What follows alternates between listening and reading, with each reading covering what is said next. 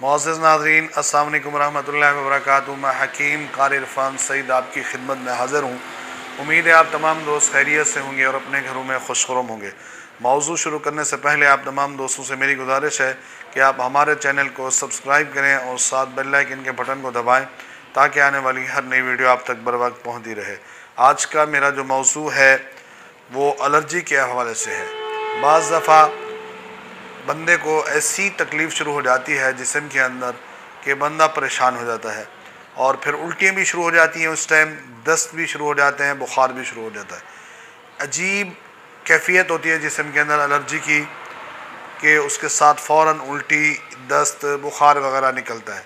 तो इनके लिए बेहतरीन नुस्खा और बहुत कीमती और बहुत आसान, काली मिर्च आपने 50 ग्राम लेनी है और नुशादत ठीकरी 50 ग्राम, लेकिन नुशादत ठीकी का सत हो तो ज़्यादा बेहतर है।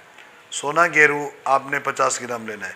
तमाम चीज़ों का पाउडर बनाकर आपने ये छोटी गोलियां बना लेनी है अर्के सौफ़ के साथ और सुबह दोपहर शाम इसको इस्तेमाल करें। इंशाअल्लाह पहली खुराक से एलर्जी और उल्टी, दस्त, बुखार का फ़ौरी आराम होगा।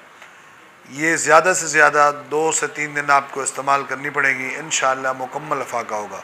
अगर ज़्यादा तकलीफ़ है तो हर 3 घंटे के बाद एक ख़ुराक लें, इंशाअल्लाह 3 खुराक तक तबीयत आपकी बेहतर होगी।